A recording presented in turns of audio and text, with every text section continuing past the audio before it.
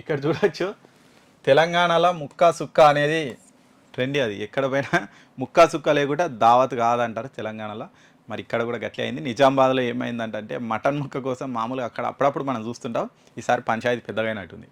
Mutton ముక్క కోసం కొట్టుకున్నారట, తలలు వలిగిపోయినాయంట ఒక్కొక్కరికి. ఇక చూడరి, ఒక పెళ్ళి అయిందంట నిజామాబాద్లో.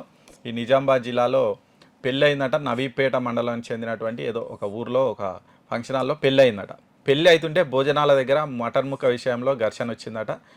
పెళ్లి కొడుకు వాళ్ళకు సరిగా మటన్ వేస్తలేరని వాళ్ళు చిన్నగా స్టార్ట్ చేసిరట. దాంతో పెళ్లి కూతురు వాళ్ళు కూడా వేసిరంట. ఎందుకు వేస్తలేము, అందరికీ వేస్తున్నామని. అది చిన్నగా కొట్లాట పెద్దగా అయ్యి కొట్టుకునేదాకా పోయిందట. ఇక వాళ్ళు కొట్టుకుంటుంటే మధ్యలో ఆపుదామని పోయిన వాళ్ళకు కూడా పడాయంట దెబ్బలు.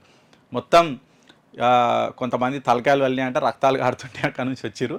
చివరికి ఇది పోలీసు వాళ్ళకి ఫోన్ పోతే వాళ్ళు వచ్చి ఈ గొడవ వాళ్ళు చేసిరట. డయల్ 100కు వస్తే దాదాపు 19 మంది మీద కేసులు అయినాయట. అట్లుంది చూడండి.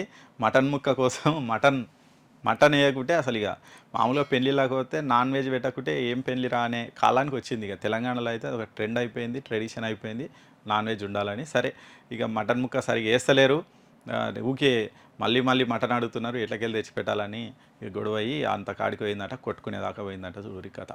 ఇక అట్లుంటుంది మరి.